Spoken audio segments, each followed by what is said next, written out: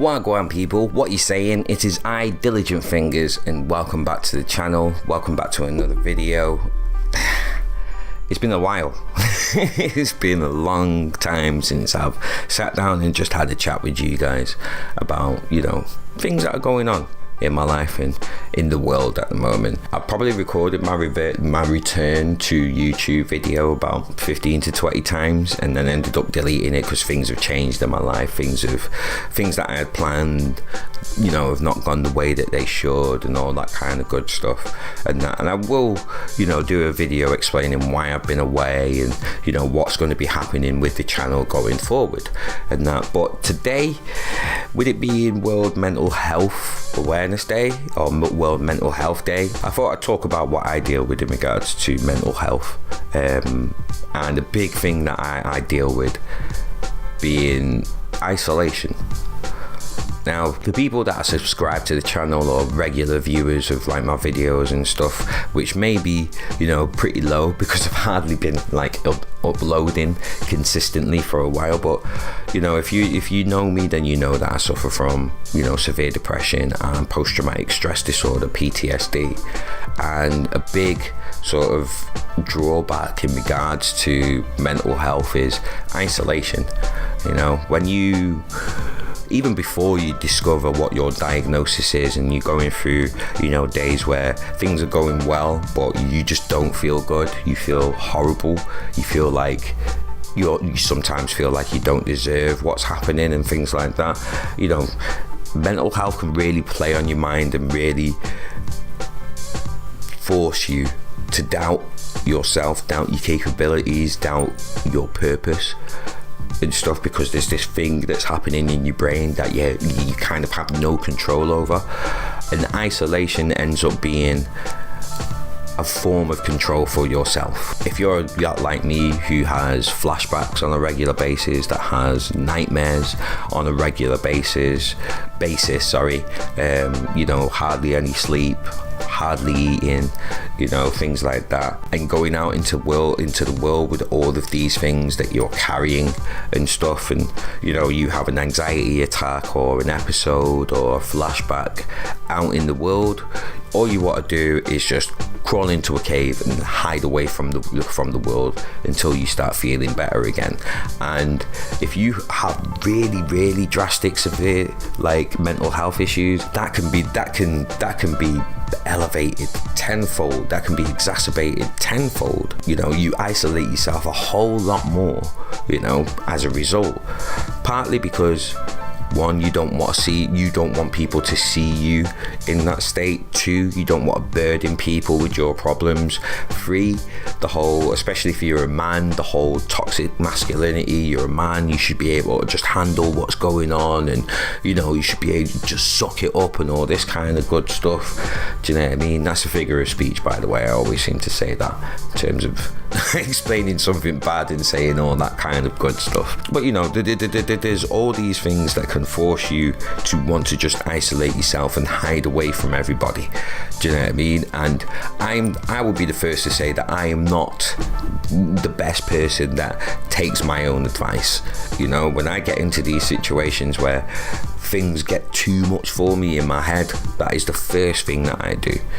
Because like I said, it's a form of control. I can control my own environment. I can't control what's out there. I can't control what anybody else does or says or thinks, but I can control what I'm doing. I can control what's around me by isolating myself. In the last 10 years of me dealing with post-traumatic stress disorder and coming to terms with how much depression, how depressed I actually am, I've ended up cutting off people.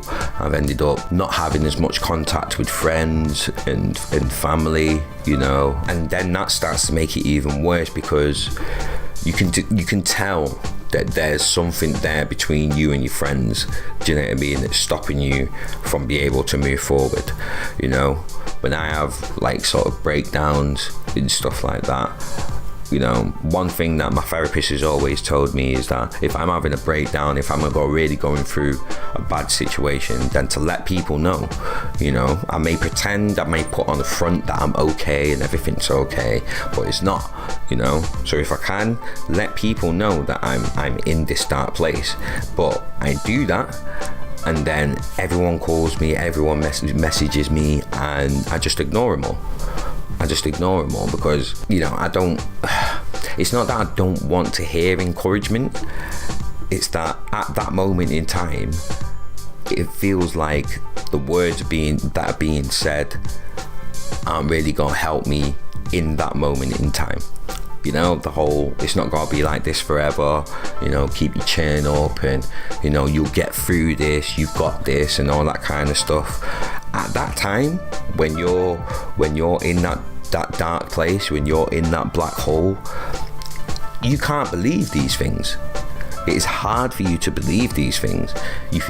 Sometimes you even feel like people are just saying it just for the sake of saying it, you know, and you know they're not. You know for a fact that they're not. But when you're in that dark place, that black hole that seems to feel like it's getting deeper and deeper, anything that anybody says, you just can't take it on board, because you just locked off in that place, and all that you can see is the doubt, the self-doubt, the self-deprecation, you know, all the things that are going wrong in your life, rather than focusing on all the things that are going right in your life or going well in your life. You know, sometimes it's hard, and sometimes I forget how bad things were 2 to 3 years ago compared to how they were now. You know, sometimes it's easy to forget when you're in that dark place, that, you know, you have got people around you that do care for you, and, you know, that do love you, and, you know, all this kind of stuff. And it's just hard. It's like even talking about it now and doing this video, it's hard for me to sort of give a resolution to all of this, because it's something that I don't follow myself. I find it extremely hard to open up to people when I'm having a breakdown, when I'm having an episode or an anxiety attack or anything like that, when I'm going through these situations and everything in my being is screaming that I am inferior, I am insignificant. Do you know what I mean? Because of these issues that I'm broken. Do you know what I mean? Because of these issues that I've got. It is hard. It is so hard to take, you know, the advice from others. The times where you feel like that they don't understand what you're going through, you know, but at the same time you don't want to burden them with trying to help them understand what you're going through, you know. The only thing that I can say is to try and push through it. When you feel like you don't want to be around anybody or anything like that, that's the time when you should be around people. And again, you can take this with a pinch of salt, because I am the worst person in the world in regards to dealing with that. I'm the type of person there, I'll struggle through whatever I'm going through, and then when I'm happy and, you know, I'm feeling good in myself, that's when I'll go out and I'll socialize and stuff like that. But as a result, you don't think about how the other people are taking that. So they're trying to reach out, you know, and be a friend, but I'm ignoring their calls. You know, that could lead them to think that, you know, well, they feel like they've done something wrong, or, you know, they're not a good enough friend for you to call on, and, you know, all this kind of stuff. I am the worst person to take advice in regards to getting out of the isolation hole. But it doesn't mean that it's not true. It doesn't mean that it's not good advice. I think we all suffer from the whole easier said than done thing, but dealing with this isn't the easy option. The easy option is to ignore it. The easy option is to, you know, let it take over you. The easy option is the easy option is not to ignore it. The easy option is to just let what's happening happen, you know. The easy option is to just let yourself get deeper and deeper into that black hole. The hardest option is to try and push through it, but it's the most rewarding option. Even though I don't realize it myself sometimes, but it is the most rewarding option. Being able to feel as though you have people that not totally understand you, but are willing to just be there for you. That's an amazing thing to have in your corner, and it's something that I worry about whether people think I'm taking advantage of, because I don't. You know, sometimes I worry that I'm damaging my own friendships by being like this. You know, making people feel like, well, every time he does this, he just doesn't speak to anybody, so what's the point? What's the point in trying with him? You know, I worry that people think that as much as I want to help myself, they think that I'm not really helping myself by just isolating myself all the time and stuff. And yeah, there's two sides to that. There's one, no one can really dictate how you deal with mental health issues. But on the other side, there has to be an element of recognizing that you may be doing more harm than good by blocking people out. Hopefully they'll understand, and they'll know that it's nothing to do with them personally, but it's still down to you. At the end of the day, it's still down to you to make the step, to push forward, you know. And it's weird because I'm saying this and I'm applying it to I'm trying to apply it to myself at the same time, and that. But use the resources that you have around you. Use the people that you have around you that are showing you that they care and that they want to help in some way, shape, or form. You know, use that, because that's the thing that is really going to help you. It really is. Like every week, I see my therapist.